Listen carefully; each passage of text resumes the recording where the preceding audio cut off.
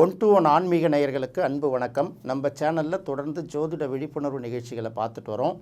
அந்த வகையில் இன்றைக்கி நாம் பார்க்க போகிறது ஒவ்வொரு லக்னத்துக்கும் மாரகாதிபதி இருக்கும் இடத்தை பற்றி நம்ம பார்க்க போகிறோம். பொதுவாக பார்த்திங்கன்னா ஜோதிடத்தில் பாதகாதிபதி மாரகாதிபதி விஷயங்களை கரெக்டாக பார்க்கணும் அப்படிங்கிறதுக்காக நம்ம சொல்கிறோம். நிறைய பேர் என்ன சொல்கிறாங்கன்னா, பாதகாதிபதிங்கிறது பெருசாக பார்க்க வேணாம், அது 10 லட்சம் ஜாதகத்துக்கு ஒரு ஜாதகம் 2 ஜாதகம் தான் வேலை பார்க்குங்கிறாங்க. ஒரு மனிதன் தன்னுடைய ஆயுள் முழுக்க பார்த்தா கூட 10 லட்சம் ஜாதகத்தை முதல்ல பார்க்க முடியுமா? அப்போ ரிஷிகளால் வகுக்கப்பட்டது, முன்னோர்களால் ஒருத்தவங்க ஒரு போர்ஷன் எடுத்து ரிசர்ச் பண்ண தொகுப்பை தான் நாம் இன்றைக்கி பார்த்துட்டு வந்துட்ருக்கோம். நம்முடைய அனுபவங்களில் நமக்கு கிடைக்கிற விஷயங்களை நம்ம சொல்லிட்டு வந்துட்ருக்கோம் இல்லையா? ஸோ அப்படி பார்க்கும்போது கண்டிப்பாக நான் கேபி சிஸ்டமும் படிச்சிருக்கேங்கிறதுனால ஒரு விஷயத்த சொல்கிறேன்.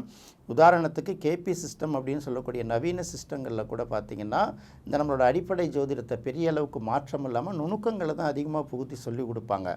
ஒரு மனிதனோட ஆயுளை கணிக்கும் போது என்ன சொல்லுவாங்கன்னா, லக்ன பாவாதிபதின்னு சொல்கிறாங்களே, லக்னாதிபதி நின்ற நட்சத்திராதிபதி எந்தெந்த பாவங்களை குறிகாட்டுது அப்படின்னு பார்க்கணும். அப்போ லக்னாதிபதி நின்ற நட்சத்திராதிபதி குறிகாட்டக்கூடிய பாவம் மாரகஸ்தானம் பாதகஸ்தானத்தையும் ரெண்டுத்தையும் சேர்த்து குறிகாட்டினால் அவர்களுக்கு ஒரு 30 வயதை ஒட்டி தான் ஒரு ஆயுள் இருக்கும். இல்லை ஏதாவது ஒன்று, அப்போ லக்னாதிபதி நின்ற நட்சத்திராதிபதி மாரகஸ்தானத்தை மட்டுமோ அல்லது பாதகஸ்தானத்தை மட்டுமே குறிகாட்டினால் கிட்டத்தட்ட 60 வயசுக்கு மேலே உண்டு. அதே சமயங்களில் இந்த ரெண்டுத்தையுமே குறிகாட்டலைன்னா அவர்களுக்கு அதுக்கு மேலே 70 80 வயசுக்கு மேலே கூட போகும் அப்படின்னு லைட்டாக சொல்லுவாங்க. இதை பெருசாக டெப்த்தான கணிதமாக சொல்ல மாட்டாங்க. கேபி சிஸ்டத்தோட அடிப்படையை பிடிக்கும்போது அதை சொல்லுவாங்க. அப்போது நவீனங்களை நிறைய புகுத்திருக்கக்கூடிய அந்த கேபி சிஸ்டங்களை கூட அதை மாற்றாமல் எடுத்துகிட்டு வரும்போது, இப்போ பாரம்பரியமாக ஜோதிடத்தை பார்க்குறோம் அப்படின்னு சொல்லக்கூடியவர்கள் என்னென்னா, இந்த பாதகாதிபதி மாரகாதிபதி விஷயத்தை பெருசாக பேசுகிறது கிடையாது. ஏன் அப்படின்னு கேட்டிங்கன்னா, இப்போ நான் ஏற்கனவே சொன்னது தான், ஒரு பாதகஸ்தானம் பாதகாதிபதி எவ்வளோ முக்கியம் அப்படிங்கிறத பார்க்கும்போது எல்லாத்துக்குமே ப்ளஸ் இருக்கும் மைனஸ் இருக்கும் இல்லையா? அப்போ நமக்கு ஒரு பக்கம் நம்மளோட வளர்ச்சியை குறிக்கிறதா இருக்கட்டும், இன்னொரு பக்கம் நம்ம தடைகளை ஏற்படுத்தக்கூடியதாக இருக்கும். அப்போ இது ரெண்டுத்தையும் கணிச்சு தானே போகும். தடை ஓட்டம் தானே மனிதனோட ஓட்டம்ங்கிறது அப்படியே ரெகுலராலாம் போயிட முடியாதுல்ல. தடைகளை கடந்து தான் போகணும், எங்கெங்கெல்லாம் இடையூறு வருங்கிறத பார்த்து தானே போகணும். அப்போ பாதகாதிபதியை விட்டுட்டு பார்க்கக்கூடாது அப்படின்னு சொல்லுவாங்க இல்லையா? அப்போ நம்ம பார்க்கணும். இன்னும் கூட இன்றைக்கி நல்ல ஜாமக்கோள் பிரசன்னம் போன்ற விஷயங்களை பார்க்கும்போது கூட என்ன சொல்லுவாங்க, உதயம் பார்க்குறீங்க, ஆருடத்தை பார்க்குறீங்க, ஆனால் கவிப்புக்கு உரிய விஷயத்தை சொல்லாமல் இந்த ஜாதகத்தை சொல்லி முடிக்கக்கூடாது அப்படின்னு சொல்லுவாங்க. அப்போ என்னென்னா, பாதகாதிபதியையும் கணக்கில் எடுக்காமல் கணக்கு சொன்னால் அது ஜாதகத்தில் முடியவே முடியாது. நீங்கள் நல்லா இருப்பீங்க, அப்படி இருப்பீங்க, எப்படி இருப்பீங்க, என்ன வேணாலும் கதை விடக்கூடாது. இந்தந்த பாதிப்புகளும் வரும், அதையும் எதிர்கொள்வதற்கு நீங்கள் தயாராக இருக்கணும்னு சொல்கிறது தான் பாதகாதிபதி. இதை ஏன் நிறைய பேர் சொல்கிறது அப்படின்னு கேட்டிங்கன்னா, இந்த பாதகஸ்தானத்தில் என்னென்ன கிரகம் இருக்குன்னு பார்க்கணும். சில பேருக்கு பார்த்திங்கன்னா இந்த வாக்குஸ்தானாதிபதி போய் பாதகஸ்தானத்தில் உட்காந்துக்கும்.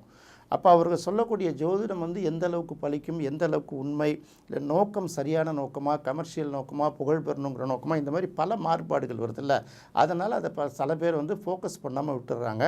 நம்ம பொறுத்தவரையில் அடிப்படை விஷயங்களை எல்லா மக்களும் தெளிவாக புரிஞ்சுக்கணுங்கிறதுனால தான் எளிமையான முறையில் இதை சொல்லிக் கொடுக்கறதுனால நம்ம அதை வீடியோ போடுறதுனால இதை விழிப்புணர்வு அப்படின்னு சொல்கிறோம். சரி, இப்போது பாதகாதிபதியை பற்றி ஏற்கனவே சொல்லியாச்சுன்னா இப்போ மாரகாதிபதியை பற்றி சொல்லணும். அது என்ன, பாதகாதிபதிக்கும் மாரகாதிபதிக்கும் என்ன வித்தியாசம் அப்படின்னு ஒரு கேள்வி வரும்.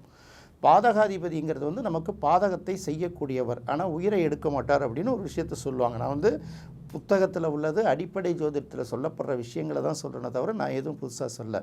அதே சமயத்தில் மாரகாதிபதி அவர் தான் நம்மளுடைய உயிரை கடைசியாக போகிறதுக்கு காரணமாக இருப்பார் அப்படிங்கிற ஒரு விஷயத்த சொல்லுவாங்க. இதுதான் பாதகாதிபதிக்கும் மாரகாதிபதிக்கும் உள்ள வித்தியாசம். அப்போ எங்கே ஒரு மனிதனோட ஆயுளை தீர்மானிக்கிறதுல எங்கெங்கெல்லாம் முக்கியமாக நிற்கிறோம் அப்படின்னு பார்த்திங்கன்னா, 8ஆம் இடம் ஆயுளை தீர்மானிக்கக்கூடிய ஒரு விஷயம். அப்போ 8ஆம் இடம்ங்கிறது பார்த்திங்கன்னா மரணத்தின் தன்மையை சொல்கிறது 8ஆம் இடம்.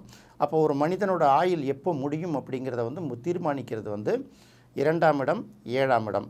2ஆம் இடத்துக்கு உரிய கிரகம் அல்லது 7ஆம் இடத்துக்கு உரிய கிரகம் அல்லது 2ஆம் இடத்தில் இருக்கக்கூடிய கிரகம் 7ஆம் இடத்தில் இருக்கக்கூடிய கிரகம், இப்படி ஜென்ரலாக சொல்கிறது. ஆயுளை கணிக்கிற அளவுக்கு மரணத்தை கணிக்கிற அளவுக்குலாம் நம்ம யாரும் இன்னும் அளவுக்கு தெளிவாக வரல. இருக்காங்க, நிறைய பேர் இருக்காங்க. அவங்க யாரும் பார்த்திங்கன்னா இந்த வெளி உலகத்துக்கு வரமாட்டாங்க. ரொம்ப அற்புதமான ஜோதிடர்கள் அந்த மாதிரி சோஷியல் மீடியாவுக்கு வரமாட்டாங்க. ஏன்னா அவர்கள் அதை விரும்புறதில்ல. அது அவங்களோட கடமையாக ஒரு பக்கம் வழிகாட்டுறதா சொல்லிட்டு போயிட்டே இருப்பாங்க. இப்போ நான் கூட ஜோதிடர்லாம் கிடையாது இல்லையா, நான் ஒரு பத்திரிகையாளர் தானே. ஜோதிடத்தை எனக்கு ஒரு குரு சொல்லி கொடுக்குறாரு, அது மக்களுக்கு போய் சேரணுங்கிற விஷயத்தினால தான் சொல்கிறேனே தவிர, இதில் பெரிய அளவுக்கு கமர்ஷியல் நோக்கத்தை வச்சுக்கிறதோ இதை முழு நேரமாக எடுத்துக்கிட்டோ நான் சொல்கிறதில்ல. இப்போ நான் சொல்லக்கூடியது ஒரே விஷயந்தான். பாதகாதிபதிக்கும் மாரகாதிபதிக்கும் இதுதான் வேறுபாடு. பாதகாதிபதி எப்படின்னா எல்லா மரணத்துக்கு நிகரான கண்டத்தை தான் கொடுப்பானே தவிர உயிரை எடுக்கக்கூடிய ரைட்ஸ் அவருக்கு கிடையாது. அதை மாரகாதிபதி செய்வார். அப்போ அதுக்கு வரக்கூடிய விஷயங்கள் அது சின்ன வயசுலேயே இருக்கா, பெரிய வயசுலேயே இருக்கா, இதெல்லாம் தனி கதை. சின்ன வயசுலேயே பார்த்தீங்கன்னா 2ஆம் அதிபதி 7ஆம் அதிபதி திசை நடக்கலாம், 2ஆம் அதிபதி 7ஆம் அதிபதி திசா புத்திகள் நடக்கலாம். அப்போல்லாம் போவோம், அப்படிலாம் முடுக்கக்கூடாது. இந்த ஜாதகத்துக்கு இந்த லக்கணத்துக்கு இப்படியெல்லாம் சில விஷயங்கள் இருக்குது இல்லையா, இதெல்லாம் எடுத்து தான் முடிவு பண்ணிட்டு போகணும். இது எங்கே நீங்கள் கண்டிப்பாக பார்க்கணுன்னா, திருமண வாழ்க்கை திருமண பொருத்தம் பார்க்கும்போது ஆணுக்கும் பொண்ணுக்கும் பார்க்கும்போது ரொம்ப முக்கியமாக கவனிக்கணும். குறைந்தபட்சம் ஒரு 60 வயசு வரைக்கும் 2 பேரும் இருப்பாங்களா அப்படிங்கிறத பார்த்து கணிக்கிறதுக்கு இது வசதி பயன்படும். இதனால் எல்லாருமே என்கிட்ட எடுத்துகிட்டு வந்து எனக்கு ஆயுள் எவ்வளோலாம் கேட்காதீங்க. இந்த விஷயங்களை நானும் சொல்கிற போகிறதுல எங்களோட நாங்கள் பயின்ற பள்ளிகள்லையும் அதெல்லாம் சொல்ல போகிறது எப்படி வேணாலும் நிகழலாம். ஏன்னா சில இடங்களில் உலகியல் ஜோதிடம்லாம் நடக்கும் இல்லையா. ஒரு ஊரில் இப்போ வந்து பார்த்திங்கன்னா திடீர்னு பூகம்பம் ஏற்படும்போது சின்ன குழந்தையிலேருந்து வயசானவர்கள் வரைக்கும் இறக்கிறது உண்டு. கொரோனா டைம்லையும் நம்ம பார்த்தோம். அதுக்கப்புறம் பார்த்திங்கன்னா கொரோனா டைமில் எத்தனை ஜோசியர்கள் இந்த 2 வருஷம் வந்து லாக்டவுன் போட்ட காலகட்டங்களில் எத்தனை ஜோசியர்கள் அதுக்கு முன்னாடி எத்தனை பேருக்கு திருமண நாட்களை குறித்து கொடுத்துருப்பாங்க. எல்லாமே தள்ளி போச்சு இல்லை. கோயில்களில் பூஜையும் நிறைய படங்களில் பாதிக்கப்பட்டதில்லை. நம்மளால் போகக்கூட முடியல இல்லையா. அதனால் உலகியல் ஜோதிடம்ங்கிறதும் ஒரு கட்டத்தில் வேலை பார்க்குமே தவிர, அதனால் இந்த ஆயுளை பெருசாக பார்க்காம வாழக்கூடிய ஒரு நாளும் நம்மளுடைய கடமைகளை கரெக்டாக செஞ்சு முடிக்கணும். இது கூட எதுக்கு சொல்கிறதுன்னா, மாரகஸ்தானம் அப்படிங்கிறது வந்து எல்லா லக்கணத்துக்குமே 2ஆம் இடமும் 7ஆம் இடமும் தான் மாரகஸ்தானம். இதை வந்து தெளிவாக சொல்லணும். இப்போ பாதகஸ்தானம் அப்படின்னு நம்ம எடுக்கும்போது சரலக்கணங்களுக்கு 11ஆம் இடம் வந்து பாதகஸ்தானம்னு எடுப்போம். ஸ்திரலக்கணங்களுக்கு 9ஆம் இடம் பாதகஸ்தானம்னு எடுப்போம். உபயலக்கணங்களுக்கு பார்த்திங்கன்னா 7ஆம் இடம் பாதகஸ்தானம்னு எடுப்போம். இதை கணக்கில் வச்சுக்கிட்டு தான் சொல்லணும். அப்போ இந்த பாதகஸ்தானங்களில் இருக்கக்கூடிய கிரகங்கள் நல்ல விஷயங்கள் பலன் கொடுக்காது அப்படிங்கிறத எடுத்துக்கணும். நல்ல விஷயங்களை செய்யாதுங்கிறத எடுத்துக்கணும். அதே போல் பாதகாதிபதி அமரக்கூடிய இடமும் நல்ல பலனை கொடுக்காதுன்னு எடுக்கலாம். சில நேரங்களில் பார்த்திங்கன்னா இந்த பாதகாதிபதி வந்து 5ஆம் இடம் 9ஆம் இடம் இந்த மாதிரி நல்ல இடங்களில் போய் உட்காந்துரும். அப்போ வந்து இந்த பாதகாதிபதி கொஞ்சம் பியூரிஃபை ஆகுதுன்னு சொல்லுவாங்க. அதே சமயத்தில் அதற்கு வந்து சுபக்கிரகங்களோட பார்வை கிடைக்கும்போது அது நல்லா முழுமையடையுது. அந்த ஸ்தானமும் பாதிக்கப்படாமல் இருக்குது. இதை தெரிஞ்சுக்கணும். இதுதான் அடிப்படை ஜோதிடம். நம்மளை பொறுத்த வரைக்கும் பெரிய அளவுக்கு வணிக நோக்கம் இல்லாமல் சொல்லி கொடுக்கறதுனால பல விஷயங்களை சொல்லி கொடுக்குறோம்.